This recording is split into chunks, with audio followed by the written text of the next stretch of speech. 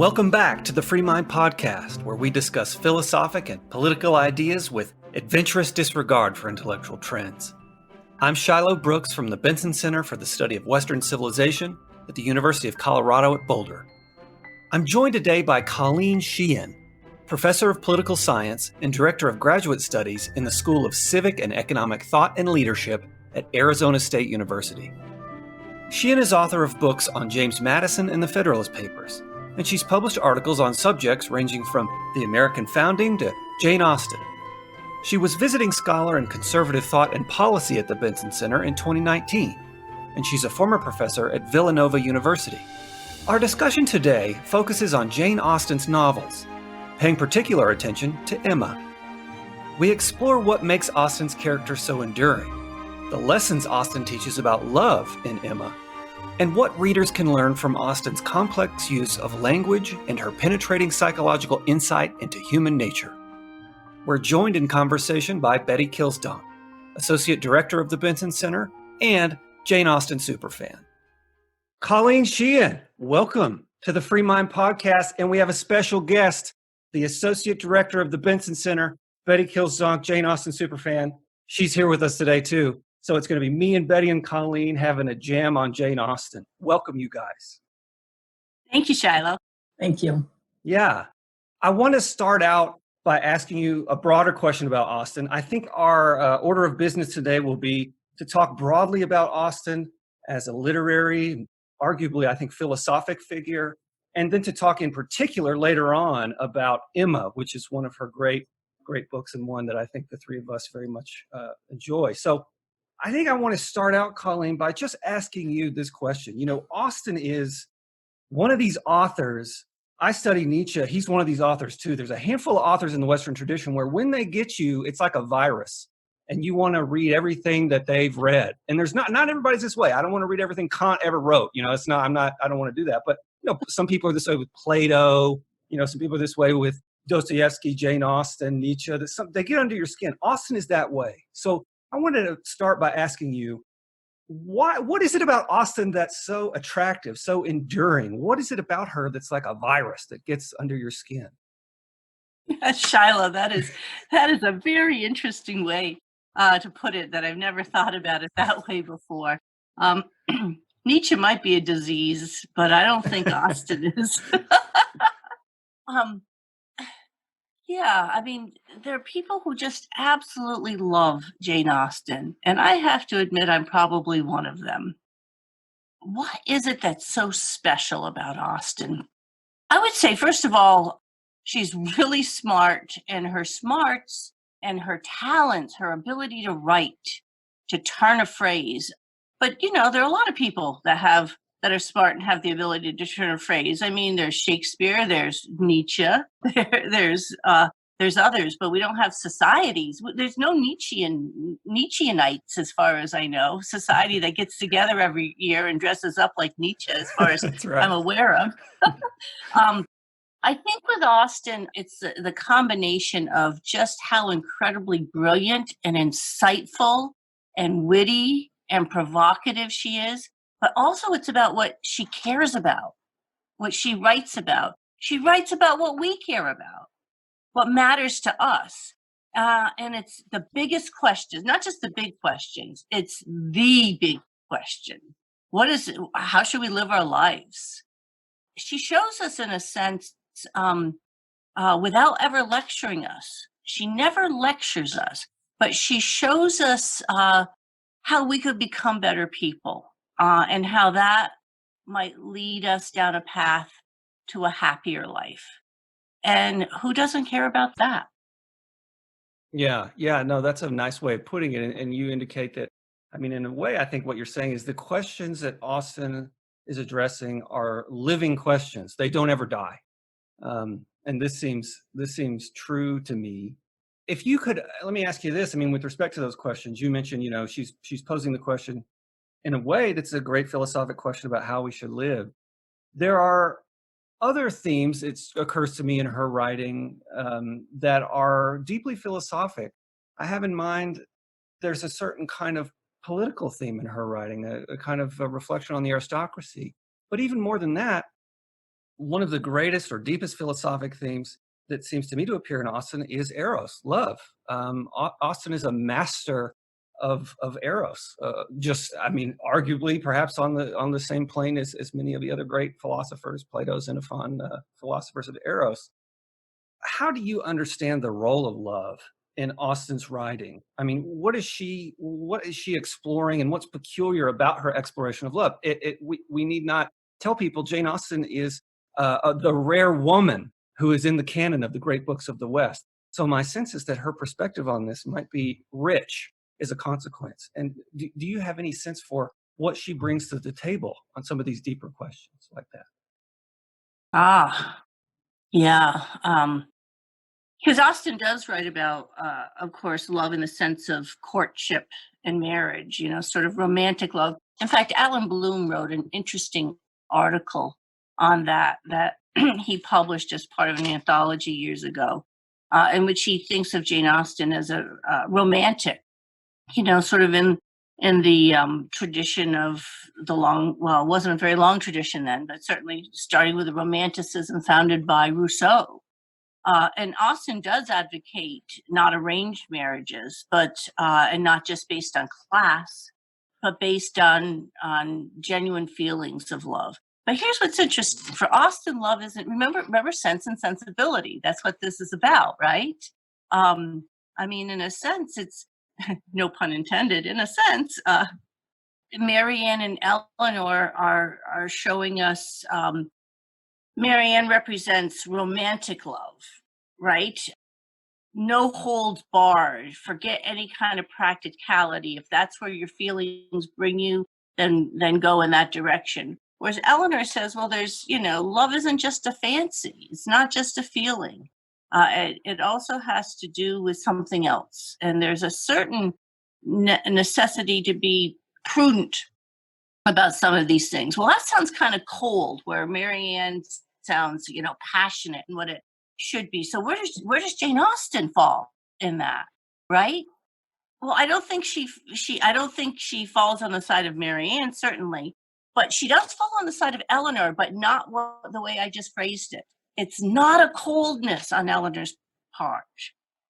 It's a practicality of the world, of needing to, if you're going to have children, be able to provide for them, right? Remember the Prices in Mansfield Park. They have nothing. And so if you have nothing, you're not going to get an education either.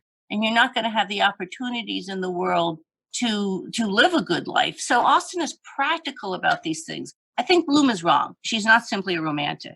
But I also think she's not at all cold about these things. This is not a steely, sharp, just a rationality. Here's I think a good example of it. Some people think in Emma that Mr. Knightley lacks passion. We don't even know where we don't know about his parents, where he came from. He's just presented in the beginning as Mr. Knightley. And you have to come to know him through what he says and through his actions. Everybody else, we know something about them. But with him, you have to judge for yourself based on how he lives and how he acts. And so some readers really think Knightley is, why did Emma fall in love with him? What is there about him? He doesn't even seem passionate or attractive or something. Well, Austen says at one point about Knightley, because he never wears his feelings on his sleeve. He's not at all like Frank Churchill, or he's not somebody who smiles so much or bows so well as Frank Churchill does.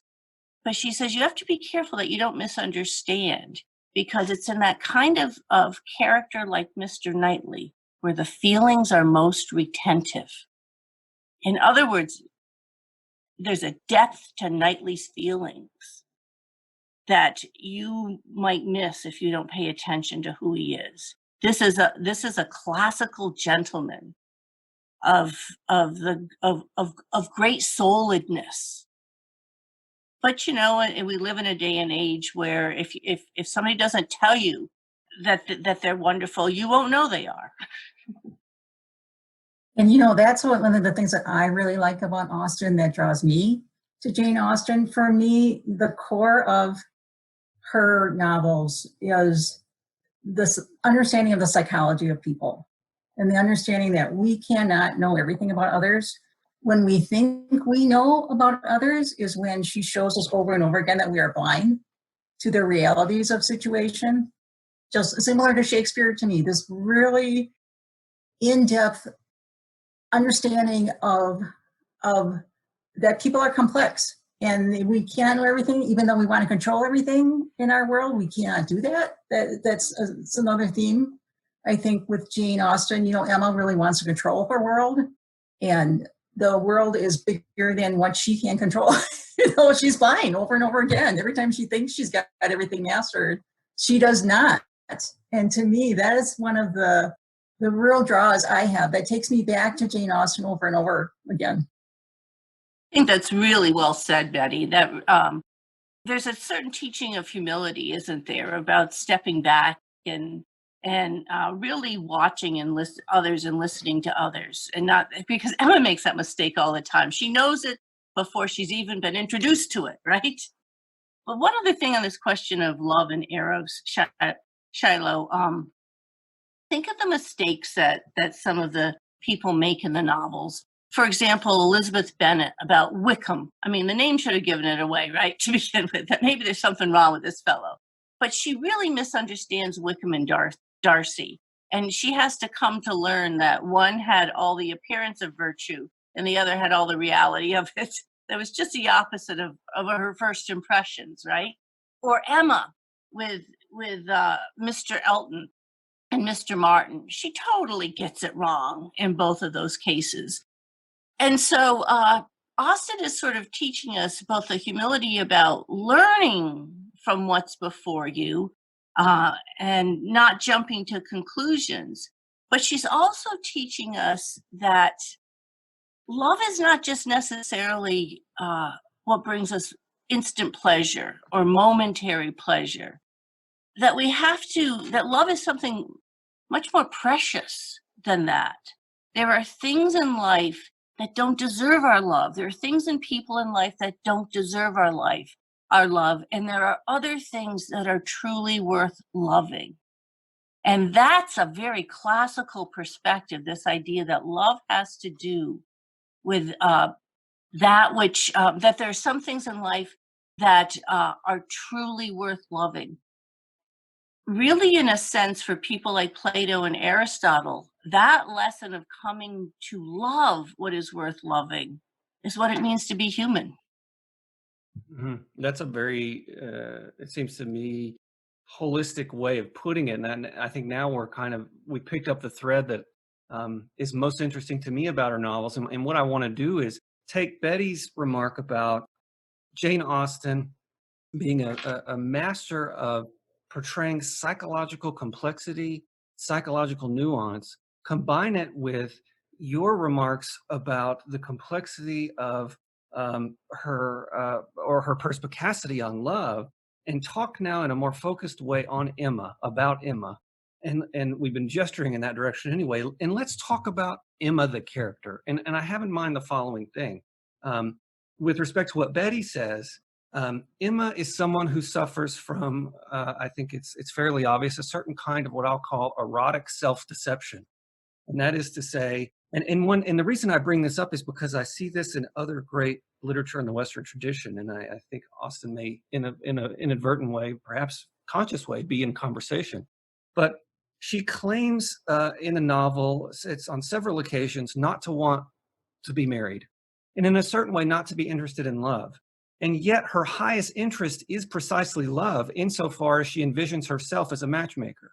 And so she's got this contradictory character to her nature. She's not interested in love, but at the same time, love consumes her all the time. And you see this young girl who's 21, and you think, you don't see it, do you? you have no interest in love, yet every waking moment of your life is spent thinking about the nature and character of love, perhaps for other people, not for yourself, at least at the beginning. And so my question is whether you can unpack the kind of confusion that this character Emma suffers from, and then give us, or at least the three of us together, try to provide an account of what it is that Emma learns about herself and about love. Because by the end of the novel, she says her matchmaking days as she indicates her matchmaking days are over. And so, because now she's in love. And so there's this weird way in which she acknowledges her desire for love, and her getting it cures her self-deception. And so I want to unpack the psychological nuance here and try to figure out what it is about love Austen's trying to teach us through the psychological complexity of Emma. Do you want to field that, Betty, first? I think, again, another very interesting take. It's something I hadn't actually thought a lot about. But yeah, Emma is an interesting character. One of the things I wanted to talk about was, when Austen herself said that Emma was a heroine whom no one but Austen herself will much like. I think part of this complexity about her character may be that what Shiloh's saying, she the way she talks and the things that she do maybe don't always agree with each other. Is her preoccupation with matchmaking. Well, it's matchmaking for other people. To me, it's her sense of wanting to control the world beyond romantic love. She wants to manage, just like she manages her father's household. She wants to manage everybody's relationships too. And only at the end does she come to realize what is the best outcome for herself. But I think that's part of her maturation. She matures during the novel is something I think that is so interesting. She does wrong. She does badly. She insults Miss Bates at Box Hill, and from a kind of a childish, unthinking perspective. But she realizes, she makes amends. We are human beings. We make mistakes. We have opportunities to make amends, and through that we mature. And she doesn't find her true love until she has matured in the course of the novel. Go ahead, Colleen. Oh, Betty, I think that was just so well said. I think you are absolutely right that Emma wants to control everything and everybody in Highbury. She's mistress of Hartfield, remember, because her mother died when she was younger. And there's Miss Taylor, her governess, but Emma controls her too. Emma is more Miss Taylor's teacher than vice versa. And so, but there's a bit of an aspiring tyrant in Emma. She wants to control everybody and everything without their consent. She's just up to it. And this is partly because she's this wealthy young woman with nothing else to do in this small little town with nothing very much happening. And so this is the most fun game in town. And she's onto it, right? Yeah. And she herself thinks she doesn't need anybody or anything else. She's got her own money that she's going to inherit from her father, an estate. And unlike other women in her time, in the Regency period, she's not going to have to depend on a man to make it in the world. Yeah. And then add that to the fact that she lives in this isolated little village in this where she is up to meddling in other people's affairs, and she's enjoying it. And she also lives in her own little isolation in the world of her imagination, where she doesn't need to experience things in the outside world to know how things should be. She's already got it all figured out. Emma has it all figured out, or at least so she thinks she does. And that's the very opening salvo of the novel, right? That she's lived nearly 21 years in this world with little to distress or vex her. Well, the whole rest of the novel coming is what is going to distress and vex Emma, because she doesn't have it all figured out. Yeah, I like that you use the word tyrant to describe her, Colleen. I think it's accurate. And the reason I like it is because it's merely proof of the, and I know my language is odd here, but of the erotic dysfunction from which she suffers. I mean, doesn't Alcibiades, who's a great tyrant, is also a man who has a love problem. This happens to, many tyrannical people are people with a love problem. And when I say that she has this, and that she suffers from self-deception, which sounds odd. I give a few examples. So first of all, with Mr. Elton, she has no idea that this guy's actually in love with her and not Harriet Smith. She's like, she draws this picture of Harriet, and Mr. Elton's like, what? Just a beautiful picture. I'm going to go to London and get it framed. And Emma's like, he loves Harriet. He just can't wait.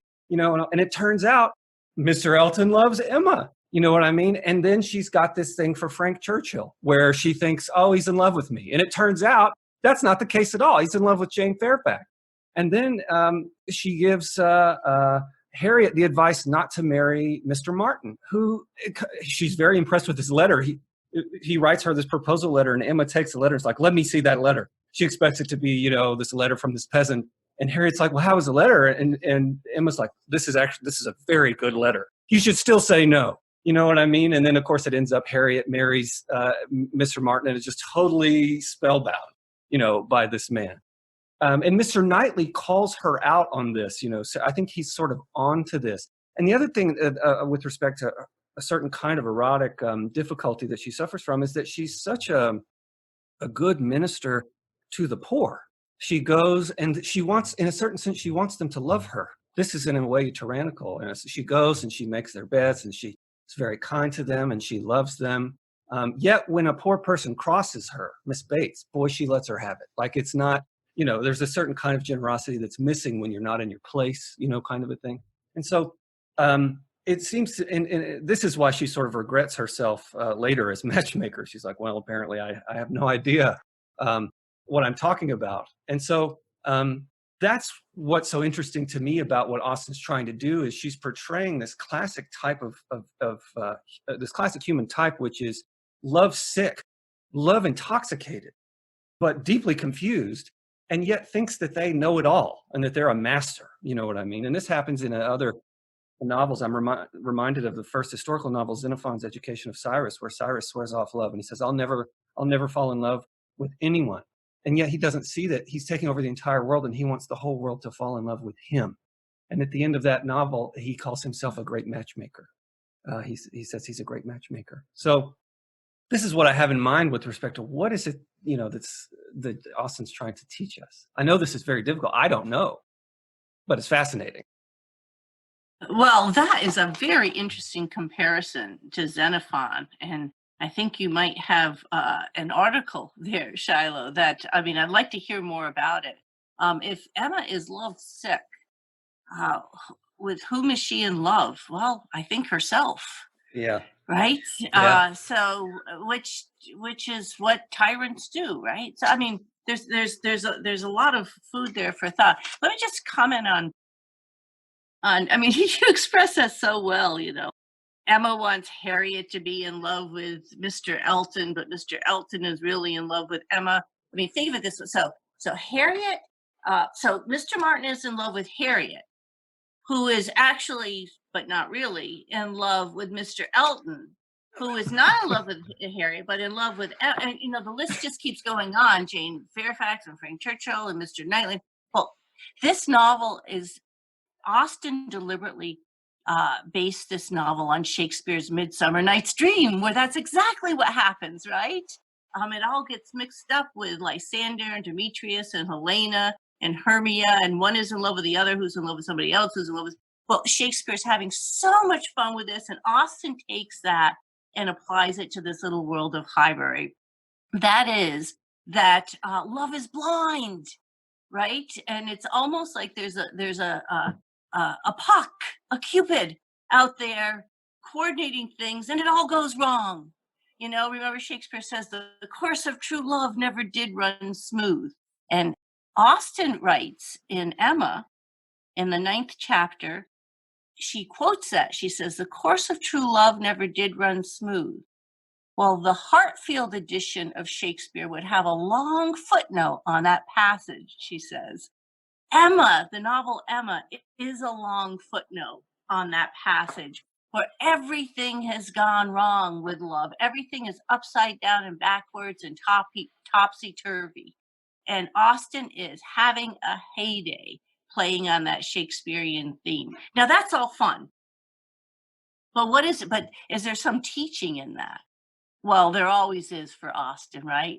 There's always something else going on. She's like the layers of an onion. You have to keep peeling it and peeling it because there's so much going on. you can get one part of it and still just have a wonderful time reading the novel. And then the second time you read the same novel, you say, wow, look at what I missed the first time I read it. I still find things reading these novels for the 50th time.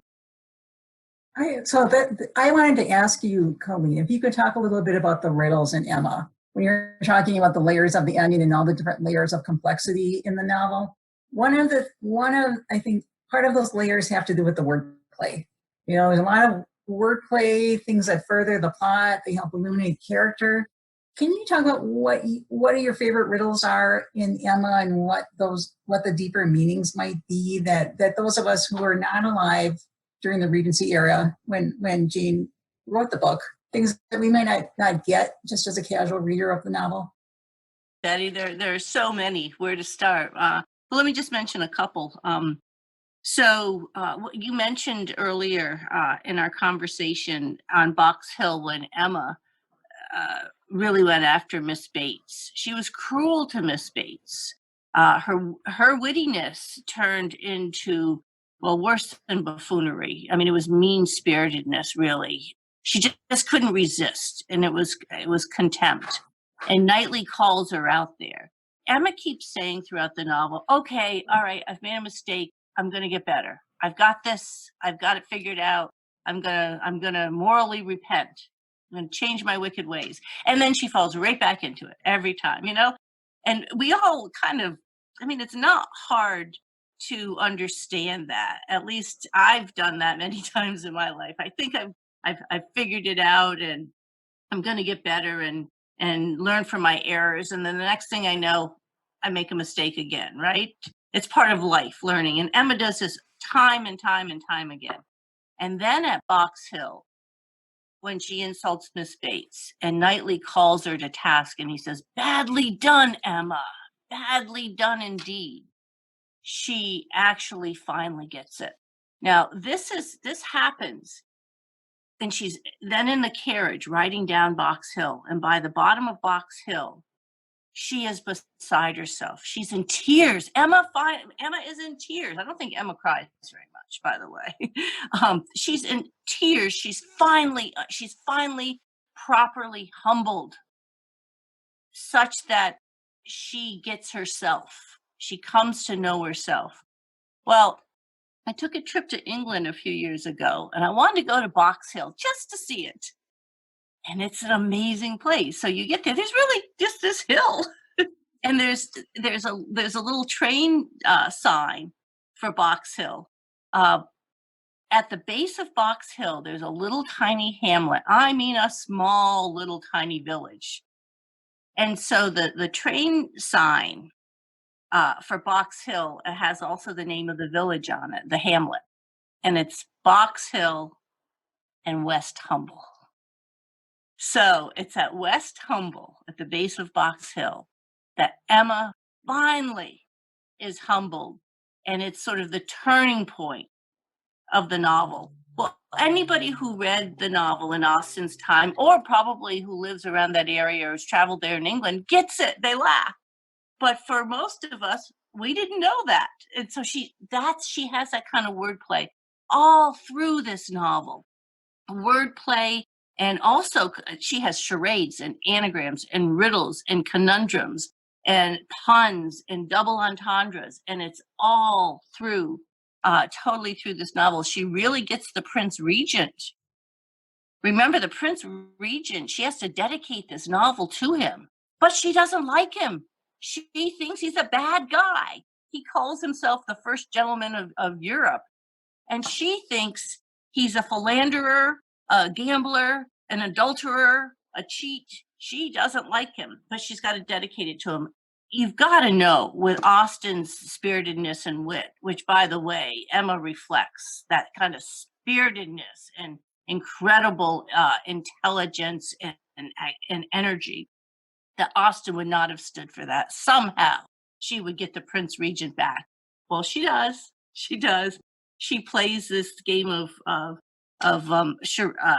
they're playing the poems that are little poems that are dropped by the fairies, supposedly, once again in that first chapter 9 in the first volume.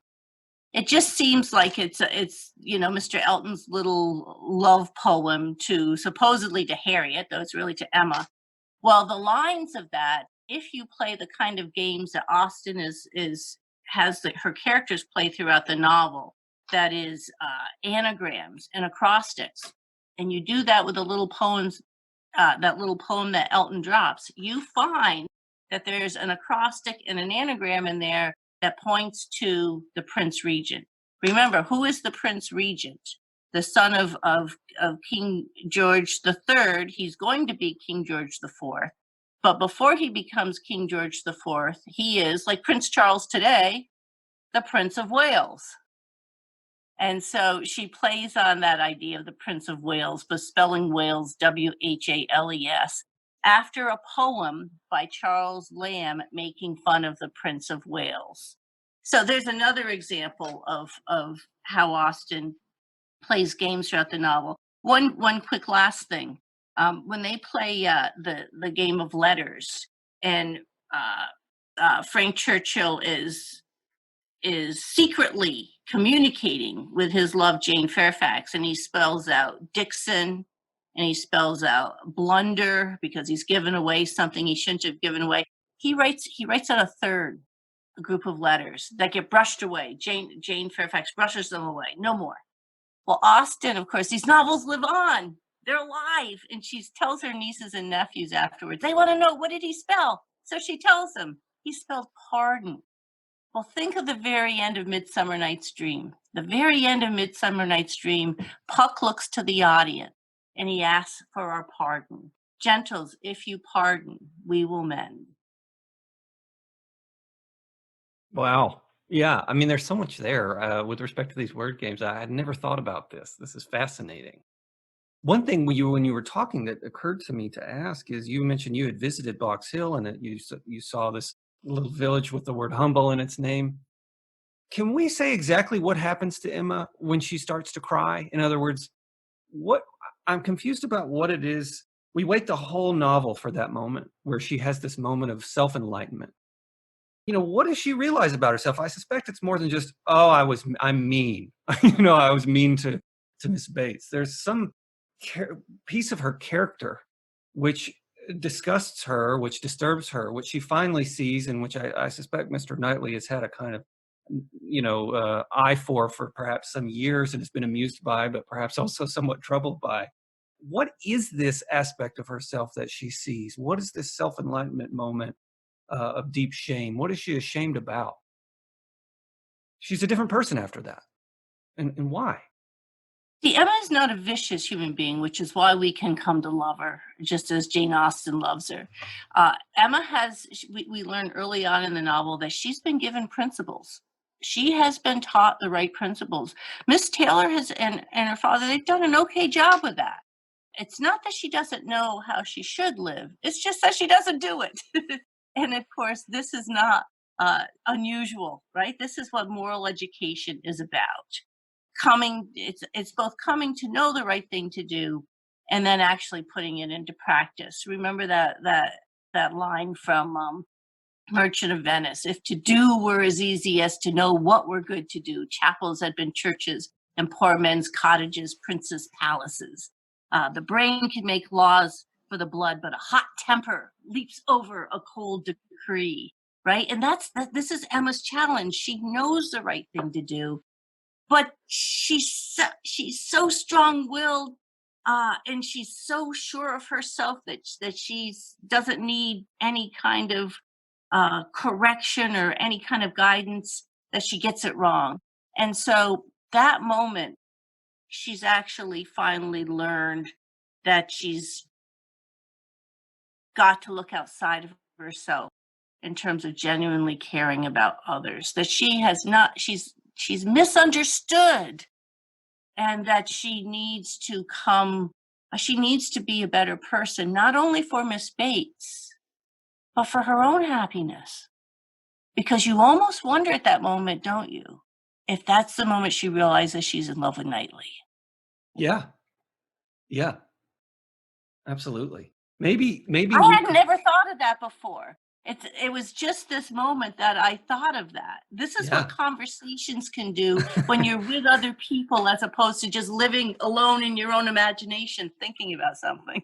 Yeah, I mean, it's at that moment. I mean, it's at that moment. I think you're right, because she admits her love for Knightley not long thereafter. I mean, this seems very plausible to me. Maybe we could, in fact, talk about, and I know, Betty, this is of interest to you. Talk about the suitors in the book. I mean, we've talked a lot about Emma now, but there are these, as a male reader, I'm always looking at Mr. Knightley, and wondering what aspects of his character I should emulate. And, I thought, Colleen, I'll tell you, I confess, you used this term for him earlier. I recently reread the novel, and, like, I don't know, 30 pages in, and I was like, well, Mr. Knightley's a great souled man. I just immediately, I was like, he's Aristotle's megalosuke, like, he's the guy, and he's just kind of a stunning figure.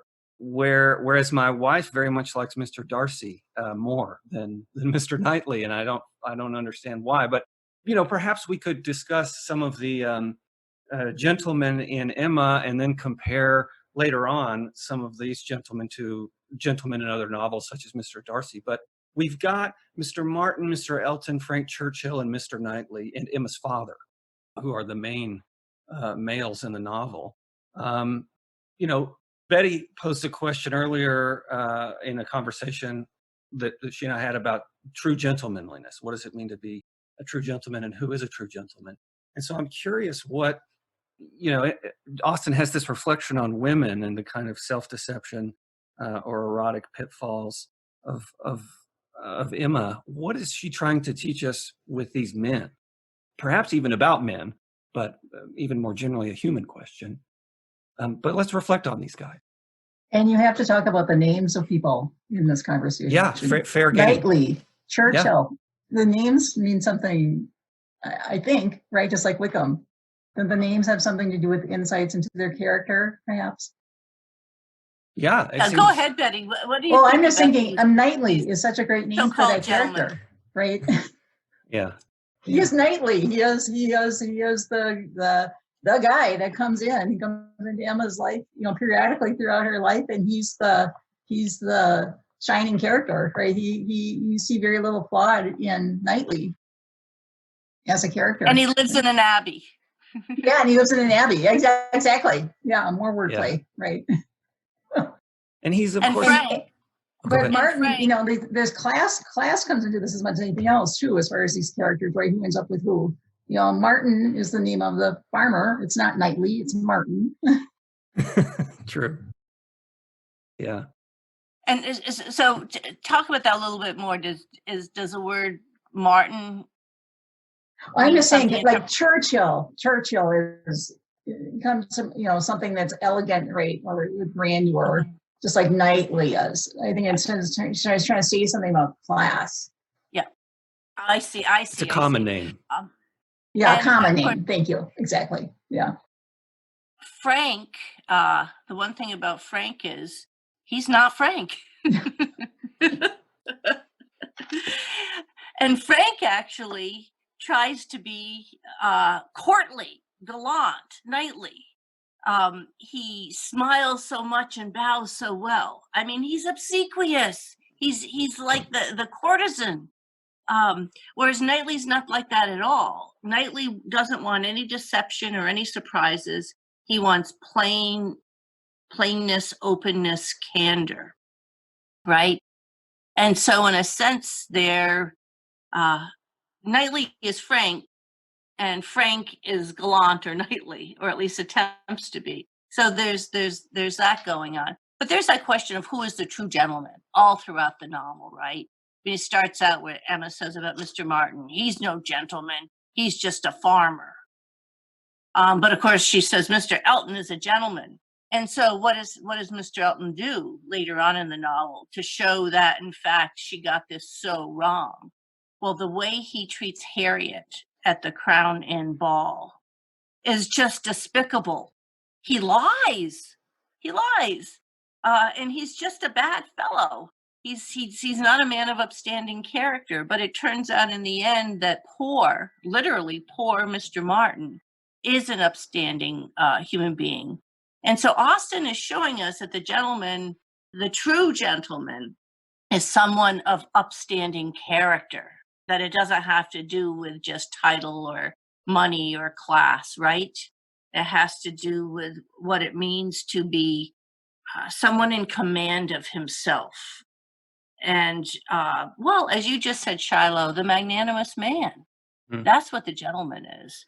Someone of a genuinely good and great soul. Now, the other part of the pun that's going on here, that's read between the lines, is that the Prince Regent has donned himself the first gentleman of Europe. Hmm. And so we're meant to reflect on that. Yeah. It's interesting what you say about Knightley as magnanimous, which I agree with and was struck by too before I heard you say it. One thing about him, when I compare him to Emma, that's interesting is the magnanimous man, the Aristotelian magnanimous man, is aware of his own superiority. He knows he's superior, and he's sort of ministering, you know. And this is interesting, an interesting character feature of Mr. Knightley, who does this. He's very kind. He dances with Harriet. He's very kind to Miss Bates. At those moments, I fall in love with the guy. I'm just like, geez, if I could be half of that man. But what's interesting to me is Emma seems to have a similar quirk in that she's aware of her own superiority. Like, this is part of her deal. Like she's she goes over to the poor and she says hi to all of the gentry as she goes. She sort of goes by and the poor people are there and she says hello and she goes and gives them bread and soup. And Harriet's very puzzled by this, but Emma explains it. So she's aware of her own superiority too. But the difference is he's got a healthier awareness of his own superiority than she does.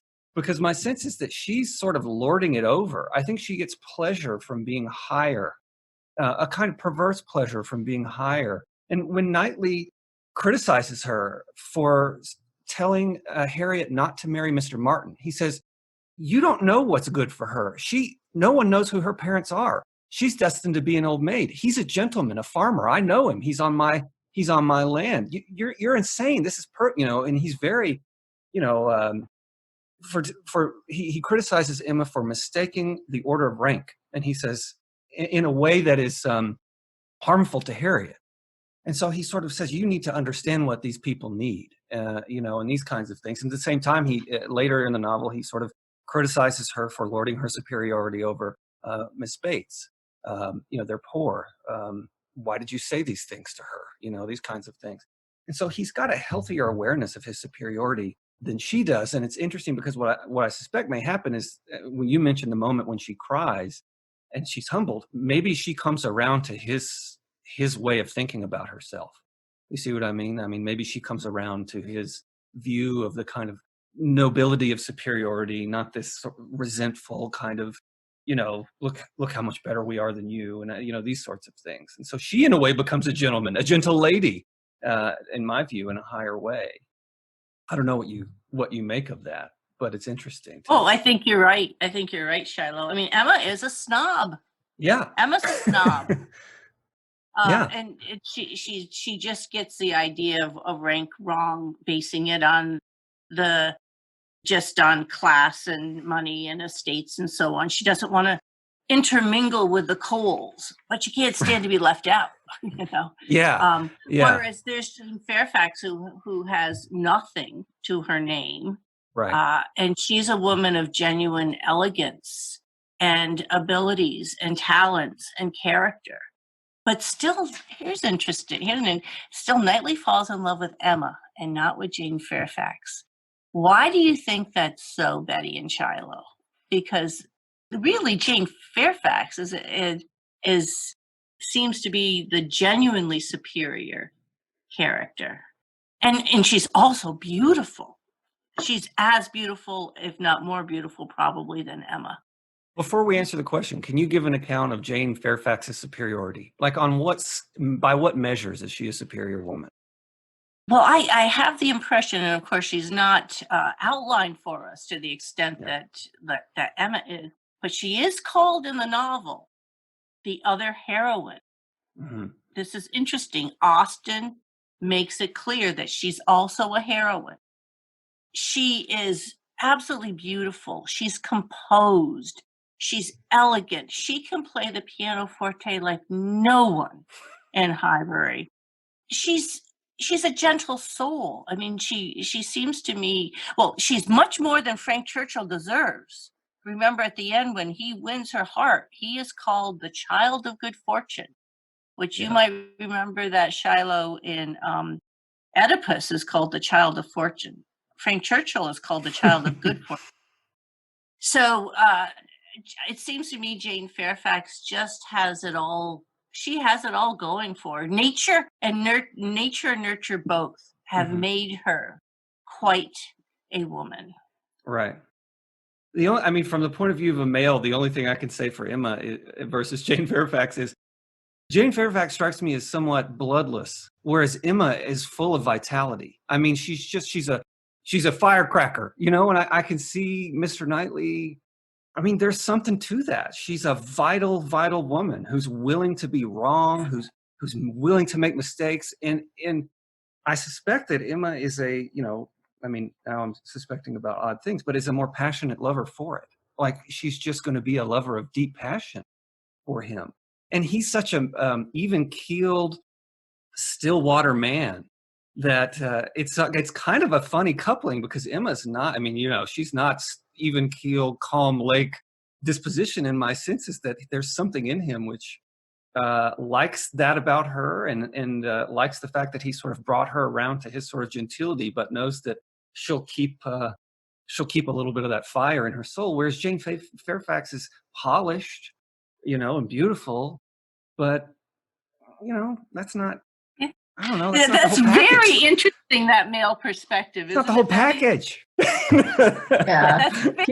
That's wonderful, Shiloh. So here's what I see. Here's why I think women, female readers anyway, root for Emma over Jane Fairfax, because and not just women, I think anybody, because we see her flaws, and in her flaws, we see our own flaws. She can get beyond her flaws to be someone that can love him as much as she is loved by him, because she has been able to get over herself. She's been able to deal with her flaws. We are all flawed. None of us is perfect. As much as we would like to love our husbands and wives as perfect beings, we cannot do that because you're human. And that is why I think we root for Emma. Emma is us in a way, right? She stands in for us in our partnerships with our own partners, in how we are able to overcome the flaws in ourselves, to be worthy of being loved and to love in the substantial way. And in a sense, we're all in need to a certain extent of an education, right? I mean, that's what life is itself, an education. Shiloh, on that question of Emma and Jane Fairfax, I mean, I just find what you've just been saying really interesting. And I think that is a perspective. I think you just gave a man's perspective that would be more the way men would think than women. But there's something that you said that I very much agree with. Emma is spiritedness writ large. Yeah. And I think that it's not just passion; it's also spiritedness. She is alive. She's vital. And I've thought to myself before about Book 2 of Plato's Republic, when we're introduced to Adeimantus and Glaucon, and Emma is Glaucon, and Jane Fairfax, in a sense, is a better Adeimantus, but she's got all that moderation about her. And Sure. But Glaucon could go. He could go in one direction or the other, and we wonder what will become of him, because he could become a tyrant, or he could become someone of genuine superiority, really fit to rule. And remember at the very beginning of the novel, Emma, what Knightley and Mrs. Weston talk about. What will become of Emma? We wonder what will become of her. Yeah. And this is an incredibly interesting human being. It is. Who can go one way a good way and can go another way all Yeah. downhill. And she's rough, like, I mean roughly developed in the sense that she's not fully educated. And there's something about that that's attractive. I like very much at the beginning where she's taking out her pencils to begin to draw Harriet. And the narrator, in the narrative voice at least, says, Emma takes up these things like drawing and the piano, and she never pursues them to mastery. But what she does, the little bit that she does is always very good. And then she puts it down and goes some other way. Jane Fairfax is sort of the inverse of that. She has mastered the piano. She could probably sit down and draw a perfect portrait, but Emma just kind of dabbles and then is easily distracted. And there's this point where Harriet comes over, and I don't know if they're going to sit down to sew or what, they're going to stitch a few things. But the narrator then says, they were going to, Emma was going to read with Harriet. Because, Emma's always concerned that everyone read. She's like, well, does Mr. Martin read? But then the narrator says, Emma had made, or Knightley maybe says, Emma had made a list of books from when she was 14 that she wanted to read. And she never read them, but she enjoyed making the list. That there's this, Emma has this kind of conception of herself. I'm going to read all of these books.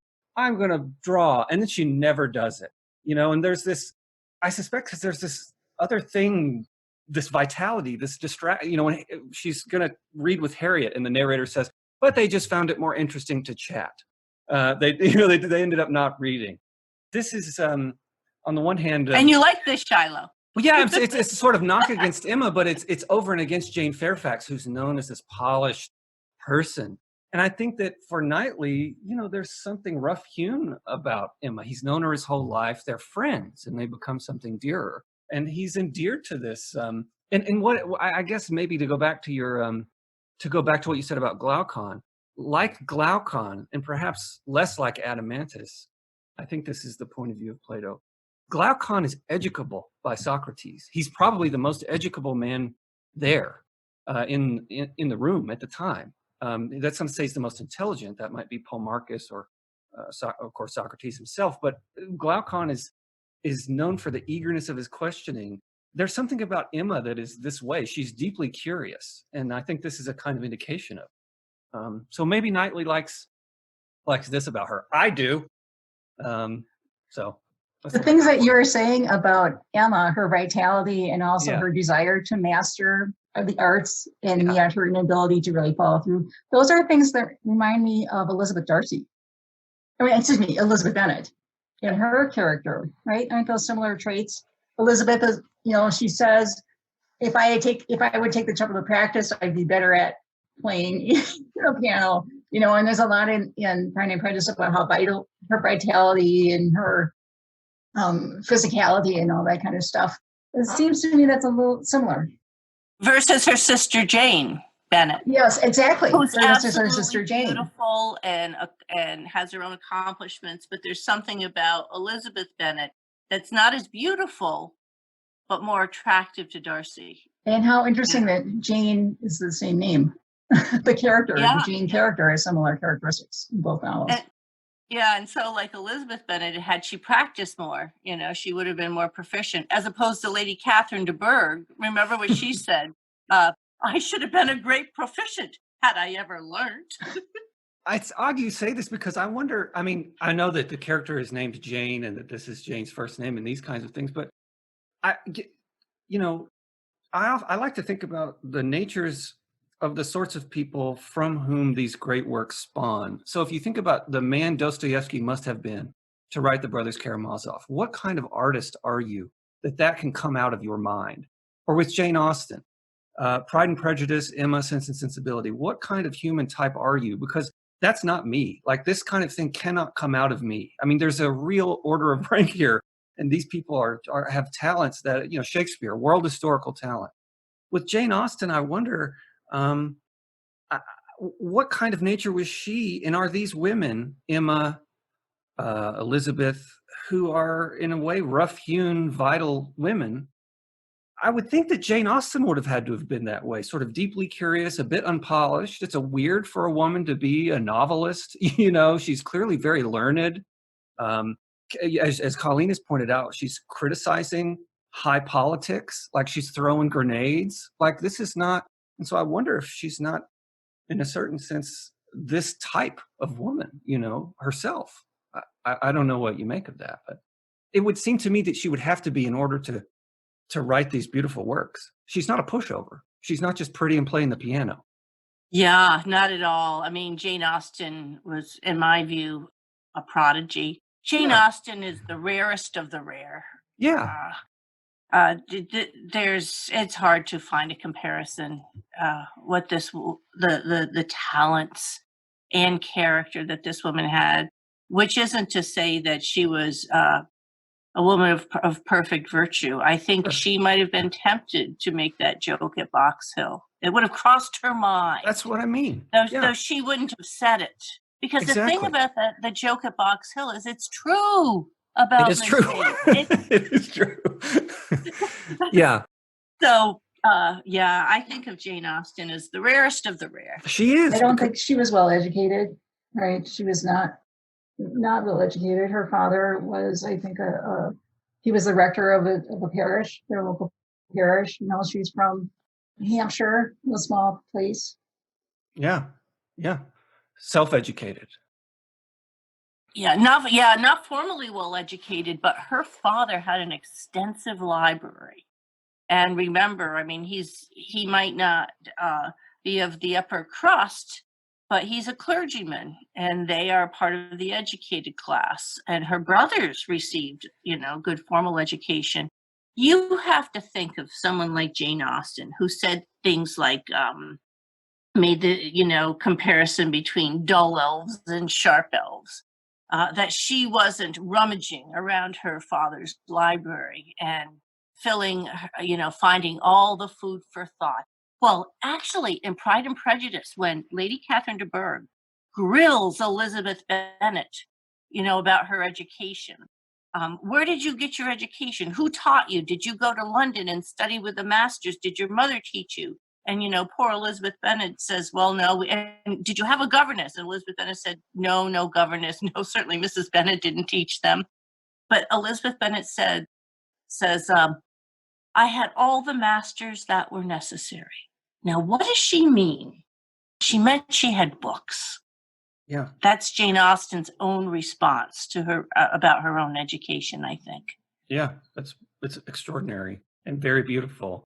And what's stunning to me about her is that all of these, she had those books, and then all of the characters whom she writes exist inside of her. She, she's such a multifaceted human being, and that's what I mean when I talk about Emma and Elizabeth Bennet and these multifaceted women.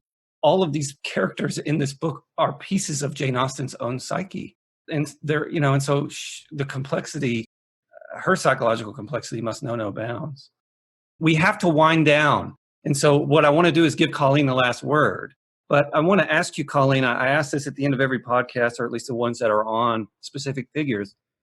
We have a listener who has never read Jane Austen before, and they are looking for the gateway drug to beginning to dress up as characters of Jane Austen in a year or two. What, perhaps 2 novels, and this is a very difficult question because they all have their merits, but what are the first 2 novels that you would begin with? Well, I would certainly begin with Pride and Prejudice, because I think it's, as Jane Austen herself said, it's light, bright, and sparkling.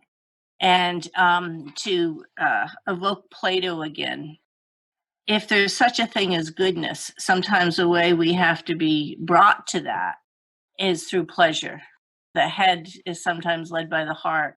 And so this is, in a sense, the useful lie, that the good is pleasurable. Because in this case, it certainly is, in Pride and Prejudice. It's such an easy novel to fall in love with. And the characters are, think of Darcy and Elizabeth. They're right up there with Benedict and Beatrice and Romeo and Juliet. These are just some of the most beautifully crafted characters in all of the history of the novel. The second of Jane Austen's novel, well, let it be the reader's choice.